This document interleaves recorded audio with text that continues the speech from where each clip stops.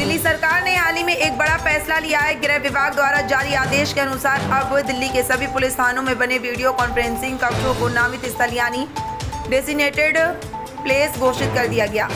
इसका सीधा अर्थ है कि अब गवाहों के बयान और गवाही इन वीडियो कॉन्फ्रेंसिंग रूम से आधिकारिक रूप से दर्ज की जा सकेगी। इस अधिसूचना में साफ कहा गया है कि दिल्ली के 169 थानों के अलावा रेलवे के 8, मेट्रो के 16, अपराध शाखा के 2, विशेष प्रकोष्ठ का 1, IGI एयरपोर्ट के 2, आर्थिक अपराध शाखा का 1, CAW सेल का 1, सतर्कता का 1 और साइबर सेल के 15 थानों के वीडियो कॉन्फ्रेंसिंग कक्ष अब मान्य स्थल होंगे। यानी कुल मिलाकर सैकड़ों स्थानों पर अब डिजिटल माध्यम से न्यायिक प्रक्रिया को अंजाम दिया जाएगा। सरकार का कहना है कि इस कदम से न्याय प्रक्रिया में तेजी आएगी। पुलिसकर्मियों को बार बार अदालतों में हाजिर नहीं होना पड़ेगा और तकनीक के उपयोग से न्याय प्रणाली और अधिक मजबूत होगी।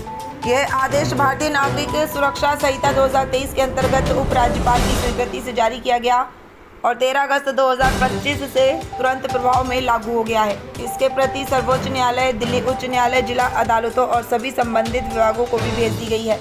लेकिन इस फैसले को लेकर विवाद भी खड़ा हो गया है। दिल्ली उच्च न्यायालय के वकीलों ने इस अधिसूचना के विरोध में हड़ताल की है। वकीलों का कहना है कि न्यायिक कार्रवाई केवल अदालतों में ही होनी चाहिए, न कि पुलिस थानों में। उनके मुताबिक ये व्यवस्था अदालत की गरिमा को प्रभावित कर सकती है और गवाहों पर दबाव या असुरक्षा की स्थिति भी पैदा कर सकती है। बार काउंसिल और वकील संघों का ये भी मानना है कि इस फैसले को लागू करने से पहले सभी हितधारकों से विचार विमर्श जरूरी था, लेकिन सरकार ने एक तरफा ढंग से अधिसूचना जारी कर दी। दिल्ली बार एसोसिएशन के वरिष्ठ अधिवक्ता DK शर्मा ने भी इसका कड़ा विरोध जताया है। 30 हजारी कोर्ट का प्रेसिडेंट हूँ और बार काउंसिल ऑफ दिल्ली में चेयरमैन एग्जीक्यूटिव कमेटी। इसके अलावा जो old district courts of Delhi एक कोऑर्डिनेशन कमेटी है, मैं उसका वाइस चेयरमैन हूँ। सर, अभी जो एक मामला चल रहा है कि सारे वकीलों ने एक हड़ताल कर रहे हैं, आखिर पूरा मामला क्या है? पूरा मामला ऐसा है कि जो नया एक्ट अभी बनाया गया था BNSS, भारतीय न्याय सुरक्षा संहिता, उसके अंदर एक प्रोविज़न बनाया गवर्नमेंट ने कि पुलिस विटनेसेस या कुछ और विटनेसेस की गवाही डेजिग्नेटेड प्लेस से की जा सकती है थ्रू वीडियो कॉन्फ्रेंसिंग। उसमें इन्होंने एक स्टेट गवर्नमेंट को पावर दी कि state government can decide that what are the designated places. तो पिछले साल भी हमारे यहाँ दिल्ली सरकार ने क्या किया कि पुलिस थानों को एक डेजिग्नेटेड प्लेस बना दिया पुलिस ऑफिशियल्स की गवाही वहाँ से करवाने के लिए। उसका हमने विरोध किया।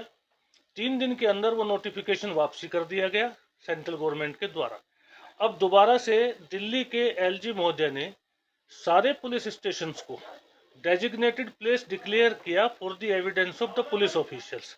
इसके हम विरोध में सर, ये मामला है। इस मामले को देखा गया कि सुर्खियों पकड़ लिया है। आखिर इस रीजन में देखा गया पब्लिक सुविधा की बात करी जाए, जो पब्लिक सुविधा के लिए कोई भी होता है, कानून व्यवस्था हर एक इंसान को लिए मिलता है, मगर जो कानून लगाया जा रहा है इससे कितना फर्क पड़ सकता है?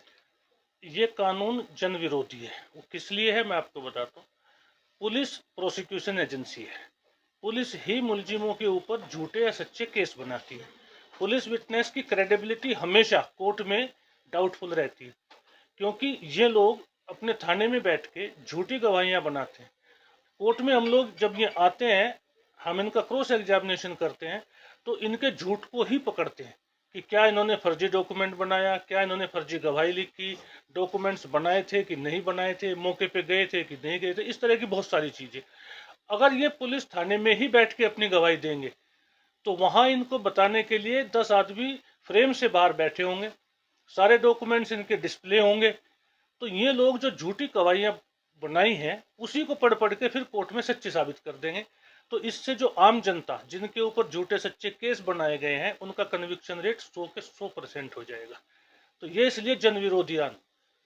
इस आधार की बात करी जाए, कई ऐसा केस है जो पेंडिंग पड़ा हुआ है। इस तरह से हालात रहेगा तो आने वाला समस्या में कितनी बड़ी और समस्या बन सकती है इनके?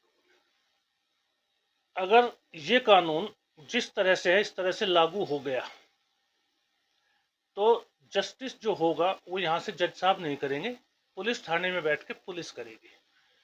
वो ये वहीं से डिसाइड करेंगे कि जिस केस में हम गवाही देंगे इस तरह से गवाही देंगे तो एक्विटल करवाएंगे, इस तरह से गवाही देंगे तो कन्विक्शन करवाएंगे।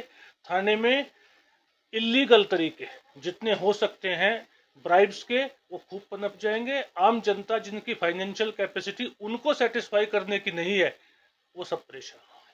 तो हमारी ये लड़ाई, वकीलों की ये लड़ाई, वकीलों के हित के लिए, पर्सनल हित के लिए नहीं है, ये आम जनता के हित के लिए है। सर, आज जो पुतला फूका गया था, आखिर उसी मामले को लेकर, या ये जारी रहेगा हमेशा के लिए, या ये अभी तक कोई बात हुई सरकार से? नहीं, सरकार से बात हुई है, इसमें डेवलपमेंट डे बाय डे हैं। तो जब हमारे रिप्रेजेंटेशन गवर्नमेंट के पास में गए, स्ट्राइक हमारी 2 दिन की हुई, तो कल हमें चीफ मिनिस्टर ने बुलाया।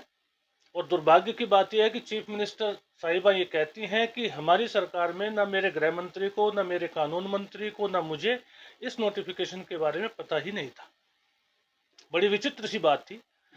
तो हमने उन्होंने ये प्रयास किया कि आप आंदोलन वापसी ले लें, हम उचित प्लेटफॉर्म पे आपकी बात पहुंचा देंगे। उस बात से हम लोग सहमत नहीं थे, हमने अपना आंदोलन जारी रखा। उसके बाद कल हमने 30 हजारी की तरफ से होम मिनिस्टर को एक ईमेल भेजी कि हमें अपॉइंटमेंट का टाइम दिया जाए। होम मिनिस्टर ने अपना एक नुमाइंदा श्री भूपेंद्र यादव जी, जो केंद्रीय मंत्री हैं, उनको नियुक्त किया। आज 12:30 बजे कोऑर्डिनेशन कमेटी की उन्होंने एक मीटिंग बुलाई, उसमें हम लोग गए, मैं भी उसमें था। उन्होंने 2.5 घंटे करीब हमारी सारी बात को बहुत डिटेल में सुना, क्योंकि श्री भूपेंद्र यादव जी खुद अपने आप में एक बहुत सीजन और सीनियर एडवोकेट भी हैं, बहुत लर्निड एडवोकेट रहे हैं अपने समय में। तो वो उन्होंने हमारी सारी बात समझी और उनकी बात से हमें एक आश्वासन सा अपने मन में, हालांकि उन्होंने नहीं दिया, लेकिन हमें लगता है कि आज कोई पॉजिटिव रिजल्ट आएगा। और वो हमसे बात करने के बाद गृह मंत्री से बात करने के लिए जा चुके। अभी परहैप्स उनकी बात इन प्रोग्रेस है, 1-2 घंटे के अंदर हमें संभावना है कि कुछ ना कुछ इसका रिजल्ट मिलेगा। कल तक घेराव, वो एलजी का घेराव भी रहेगा, क्या रहेगा कल का? नहीं, कल की स्ट्रेटेजी हमारी 7:30 बजे कोऑर्डिनेशन कमेटी की मीटिंग होगी। तब तक अगर रिजल्ट इसमें कुछ फेवरेबल आता है तो उस हिसाब से, फेवरेबल नहीं आता तो फिर दूसरे हिसाब से हम नेक्स्ट कोर्स ऑफ एक्शन, एक अकेली बार कोई आजकल डिसाइड नहीं करती। हमारी ऑल डिस्ट्रिक्ट कोर्ट्स की कोऑर्डिनेशन कमेटी है, उसके अंदर सभी नेता हमारे। देखिए 13/8/2025 को एक एलजी साहब ने कानून पारित किया, जिसमें ये कहा गया कि अब थानों से ही डेजिग्नेटेड प्लेस बनाया जाएगा, उस डेजिग्नेटेड प्लेस से ही गवाहियाँ होंगी, उसी से क्रॉस एग्जामिनेशन होगा। तो मैं आपको बताऊं, ये ना सिर्फ कानूनी प्रोफेशन के लिए, वकीलों के लिए, बल्कि पब्लिक एट लार्ज के लिए बहुत ही डिसअपॉइंटिंग और एक तरह से ऐसी चीज़ है जिसमें न्याय मिलने की संभावना बहुत कम हो जाएगी। उसका रीज़न ये है कि जो आपको एप्रीहेंड करेगा, जो आपको अरेस्ट करेगा, जो आपको इन्वेस्टिगेट करेगा, वही आप जो अपना एविडेंस है वो अपने ही थाने, अपने ही क्षेत्र, अपने ही कोर्ट रूम ना आने की बजाय अपने ही थाने से जब पेश करेगा, तो जाहिर सी बात है जो कोर्ट का एक प्रेशर है, जो कोर्ट के आगे सच बोलने की जो उसकी इच्छा है या उसका जो इंटेंशन है, वो नेचुरली कम हो जाता है और उसका डिमेनर भी वो कोर्ट के अंदर नहीं होगा, क्योंकि अपनी जगह से वो अपना एविडेंस पेश कर रहे हैं पुलिस वाले। सबसे बड़ी बात ये ना सिर्फ एविडेंस से रिलेटेड है, ये संविधान का जो हमारा एक, या कह लीजिए क्रिमिनल लॉ जस्टिस का एक बहुत बड़ा पॉइंट है कि न्याय सबके लिए और फ्री एंड फेयर ट्रायल। तो अगर आप पकड़ने वाला भी और उस पर गवाही देने के लिए भी एक जगह से ही होगा, अपने ही थाने से होगा, तो जाहिर सी बात है कि जो फ्री एंड फेयर ट्रायल की जो बात है वो ख़त्म हो जाएगी। सेकेंडली, ये जो चीज़ है ये ना सिर्फ lawyers community as a professionals, lawyers के लिए थोड़ा सा डिफ़िकल्ट है, बट सोसाइटी एट लार्ज के लिए बहुत ही ज़्यादा गलत बात है। क्यों? क्योंकि न्याय मिलने की संभावना बहुत कम हो जाएगी, क्योंकि ऐसा सिस्टम हो जाएगा या ऐसा एक माहौल क्रिएट हो जाएगा जिसमें कि जो जिन्होंने आप जो क्रॉस एग्जामिनेशन होगा या जो सच्चाई निकलवाने की हमारी वकीलों की एक क्षमता है, उस पर भी ये प्रहार होगा। सर, पब्लिक की बात करिए, जब पब्लिक के कितना प्रभाव पड़ सकता है, क्योंकि जब वकील से मिलेंगे नहीं, कुछ नहीं होगा, तो जब थाने में सारा पकड़ को ही लाएंगे, सब कुछ वही करेंगे, तो पब्लिक के क्या रुझान है, पब्लिक के किस तरह से? बिल्कुल, बहुत सही बात आपने की कि पब्लिक के लिए तो ये और भी ज़्यादा डिमोरलाइजिंग है और उनके लिए और भी हानिकारक हो जाएगा, क्योंकि हम लोग भी जानते हैं कि बहुत सारे केसेस में सच्चाई जो होती है वो सामने नहीं आती। तो उस केसेस में पुलिस अगर खुद ही एप्रीहेंड करेगी और एग्जामिनेशन प्लस अपना एविडेंस भी अपने ही थाने से पेश करेगी, तो पब्लिक को मुझे लगता है कि जो सच में जो न्याय मिलने की प्रक्रिया इस कानून में या हमारे देश की न्याय प्रणाली के अंदर है, वो मिलना बहुत कठिन हो जाएगा, बहुत ज़्यादा कठिन हो जाएगा। जब देखा गया कि सारे वकील ने हड़ताल की है, तो ये क्या हड़ताल लगातार चलते रहेगा, क्या इस पर कोई रोकथाम होगा? देखिए, हड़ताल का इस समय जो हमारी लॉयर्स बॉडी है और पूरी लॉयर्स कम्युनिटी इसका पुरजोर विरोध कर रही है। लगातार मीटिंगें चल रही हैं आदरणीय सीएम साहब के साथ, और जो आला अधिकारी हैं हमारे बार के, वो सब हमारी बात को सीएम साहब के पास पेश कर रहे हैं। और ये हमारा प्रण है कि इस नोटिफिकेशन को सरकार को वापस लेना ही होगा। और आज भी इस समय जिस समय हम बात कर रहे हैं, मीटिंग चल रही है, शाम तक जो भी बात बाहर आएगी उसके ऊपर जो भी चीज़ होगी आपके सामने आ जाएगी। सर, अगर सरकार ये आपसे नहीं लेती है तो उसके बाद अगला कदम आप लोगों को क्या रहेगा, क्योंकि लगातार इस मामले को तो सुर्खियों में आ रहा है। बहुत सुर्खियों में आ रहा है, आपकी बात बिल्कुल सही है। जैसे मैंने कहा कि जो कोऑर्डिनेशन कमेटी है हमारे दिल्ली बार की, और हमें माननीय उच्च न्यायालय और सर्वोच्च न्यायालय की जो कमेटीज़ हैं हमारी लॉयर्स बॉडी की, उनका भी समर्थन मिल रहा है। तो हम लोग हमारी जो बॉडीज़ हैं वो उसके आगे जो हमारे कार्रवाई होगी उसको डिसाइड करेंगे। लेकिन एक बात बिल्कुल तय है कि जब तक कानून वापस नहीं होगा तब तक वकील अनशन पे रहेंगे, हड़ताल पे रहेंगे, और जो कोई चारा है हमारा वो इख्तियार करेंगे, सड़कों पे आएंगे। क्योंकि ये सिर्फ लड़ाई जो है वकीलों की नहीं है, ये समाज की लड़ाई है। समाज में अगर न्याय प्रक्रिया को जिंदा रखना है, ये है जी सेक्शन 265, 266 और 308 से BNSS एक्ट के तहत प्रावधान किया गया था। नए कानून में 2023 में भारतीय नागरिक सुरक्षा संहिता एक कानून बनाया गया CRPC की जगह।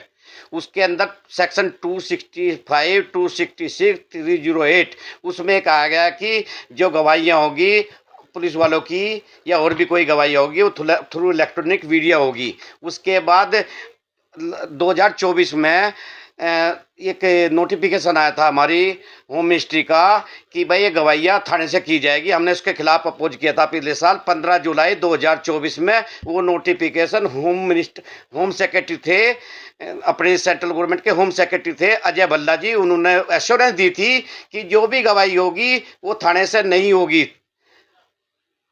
और उस नोटिफिकेशन के अंदर ये भी था कि जो भी अगर डेजिग्नेटेड प्लेस होगा, डेजिग्नेटेड प्लेस वो होगा ना तो पुलिस स्टेशन होगा, और कोई ऐसी जगह जो चुनी जाएगी उसमें पुलिस का कोई कंट्रोल नहीं होगा।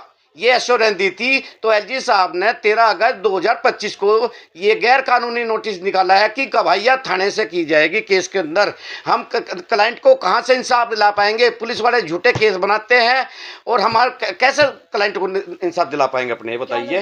इस तरह से कानून लागू हो जाएगा तो क्या क्राइम लगातार पहले से भी बढ़ रहा है, क्या और भी क्राइम बढ़ना चालू हो जाएगा? बिल्कुल बढ़ जाएगा। पुलिस वाले झूठे केस बनाते हैं मुलजिमों पर पैसे के लिए।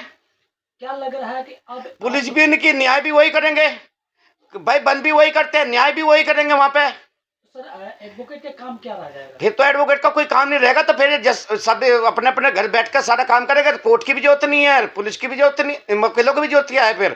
फिर तो यही बंद करेंगे लोगों को और यही अपना न्याय देता करेंगे पैसे का वहां से करके बात है। कल किसका घेराव करने वाले? कल LG का घेराव कर रहे हैं हम। आज हमारी मीटिंग हुई थी वो, लेकिन बातचीत हुई है, बात हमारी चल रही है सरकार से। लेकिन कल अगर हमारी बात मान ली जाती है ठीक है, हम नहीं तो कल हमारी स्ट्राइक कंटिन्यू रहेगी कल, और हम LG का घेराव करेंगे कल। आज किसका पुतला फूका गया? आज LG साहब का पुतला फूका हमने रोड पे। हमारी कोऑर्डिनेशन कमेटी DBA थी पूरी और बड़े बार काउंसिल के उपनेता थे। हमें इस लड़ाई में BCI का समर्थन मिला, BCD का समर्थन मिलता है, BCI का बार काउंसिल ऑफ इंडिया का, इवन हाई कोर्ट की तरफ से, high court bar association, supreme court bar association ने भी